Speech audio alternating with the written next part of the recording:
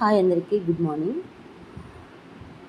General స్టడీస్లో భాగమైనటువంటి విపత్తు disaster మేనేజ్మెంట్లో మనకు 1 or 2 మార్క్స్ వచ్చే ఛాన్సెస్ ఉన్నాయి.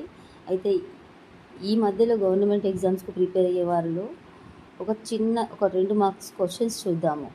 ఇవి అందరికీ తెలిసే ఉంటుంది, కానీ మళ్ళీ ఒకసారి గుర్తు చేసుకుందాము. విపత్తు ఇంగ్లీష్లో దీన్ని ఏమంటారు? డిజాస్టర్ అంటారు. డిజాస్టర్ అంటే ఏంటంటే, ఫస్ట్ మనం డిజాస్టర్ని 2 వర్డ్స్గా డిస్క్రైబ్ చేస్తే, ఒకటేమో డిస్ మరియు ఆస్టర్. ఒకటేంటి డిస్ మరియు ఆస్టర్. డిస్ అంటే ఏంటంటే మీనింగ్ దుష్ట, ఆస్టర్ అంటే ఏంటంటే నక్షత్రం, అంటే చెడు నక్షత్రం అని చెప్పుకోవచ్చు.